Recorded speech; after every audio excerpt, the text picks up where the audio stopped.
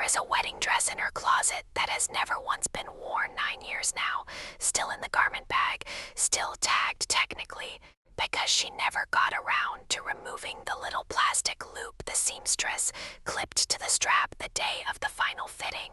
3 days before she was supposed to wear it, she got in her car and drove until the radio stopped finding stations. She never called, she never wrote. She left behind a fiancé, a fully decorated venue, and 200 people who would spend the next several years quietly wondering what they'd missed. She has never explained it. Not to him, not to her family, not. Until recently, even to herself. If you're the one who left, the one everyone still has questions for, the one whose absence never came with a reason attached. This story is for you as much as it's for anyone still waiting on the other side of a door you walked through, because there's something people rarely say about leaving without explaining. It isn't always cruelty. Sometimes it's the only version of the truth a person is capable of surviving telling. One has been. Her name was Ren, and for years the story people told about her was simple. Because simple stories are easier to carry than complicated ones. She got cold feet, she wasn't ready. She realized at the last minute that she didn't love him enough. None of those were true. But she let people believe whichever version hurt her the least to overhear, because the real reason had a shape she wasn't ready to hand to anyone, including most days herself. The truth started 3 days before the wedding, in a box she was never supposed to find. She'd gone looking for her mother's veil, an old family piece kept in the attic, promised her the day she got engaged. Instead, tucked behind a stack of photo albums, she found a shoebox tied shut with string. Inside were letters, dozens of them, some from her mother, some from a man who wasn't her father, and a folder of paperwork from a wedding that had never happened either, her mother's wedding, to someone else. 3 days before the ceremony, 29 years earlier, her mother had disappeared without a word. The exact same distance of days, the exact same silence, the exact same unexplained absence Ren would recreate almost to the hour, though she didn't know it yet.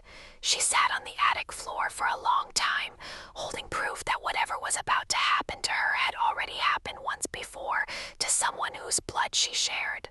Hot chorus to chorus, she told herself it was a coincidence. It wasn't the coincidence that frightened her, it was the paragraph near the bottom of one letter, in her mother's handwriting, addressed to a friend, dated 3 days before that first almost wedding. I love him. That's what makes this so hard to explain. I'm not leaving because I don't love him enough.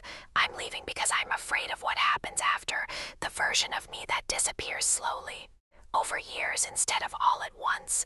I'd rather he remember me as someone who loved him and left than watch me become someone who stayed and disappeared anyway. Ren read that paragraph 4 times before she understood why her hands wouldn't stop shaking, because she recognized the fear in it. It was hers. Here is the part she has never told anyone, not even in the years since. She didn't leave Theo because she didn't love him. She left because 3 days before their wedding she became convinced, with the specific, airtight logic that only fear can manufacture, that she was destined to become the woman in those letters. That love for the women in her family was something that eventually curdled into disappearance, whether it happened all at once or in slow, unbearable installments. She decided in the space of 72 hours that leaving him quickly was a mercy, that it was kinder to be the villain in one version of the story than to become the quiet, accumulating heartbreak of another. She was 26. She believed completely that she was protecting him. She has spent every year since wondering if she was actually just protecting herself.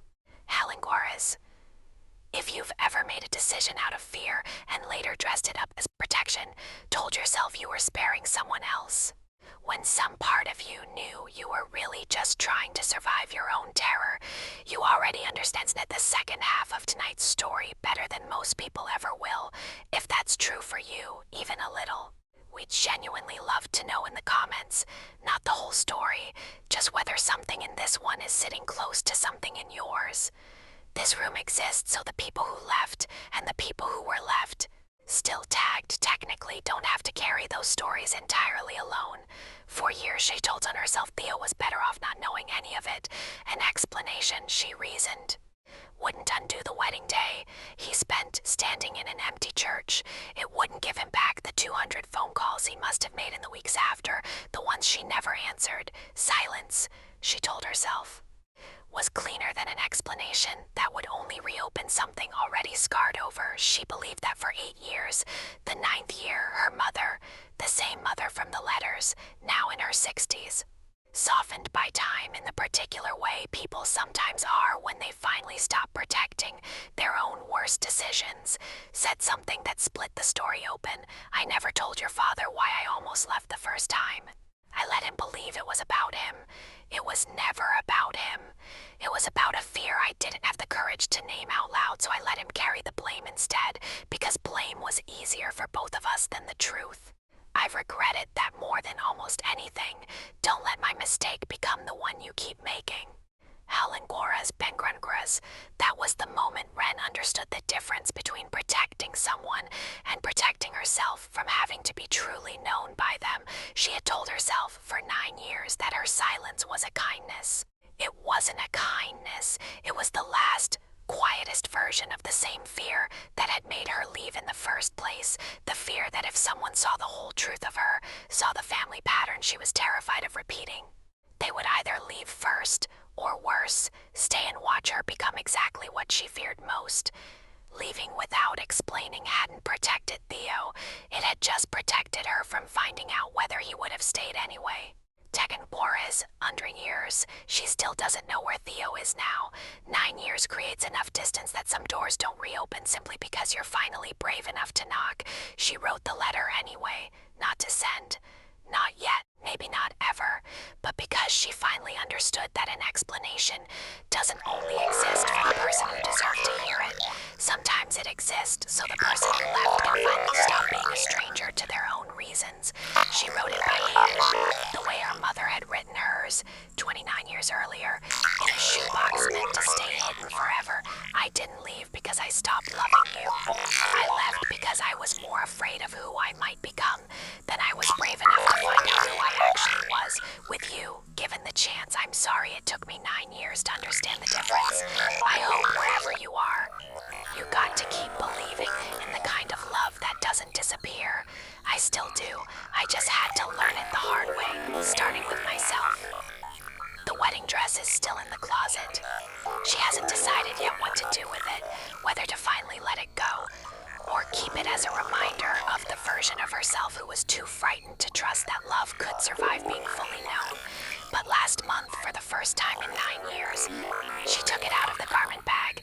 She held it up against herself in the mirror, not with grief this time, but with something closer to recognition. Not a woman who ran. A woman who was once so afraid of becoming her mother that she nearly became her anyway, until she finally chose to write the ending differently. If you're the one who left, and you've spent years believing your silence was protecting someone, it might be worth asking yourself the same question Ren finally asked. Who were you actually protecting? You don't have to send the explanation for it to matter. Sometimes writing it down, even just for yourself, is the first doorway back into a story you've been standing outside of for far too long. If tonight's story found you somewhere real, you're welcome to stay a little longer here in the closure room. There's always another session waiting whenever you're ready to walk back through your own door.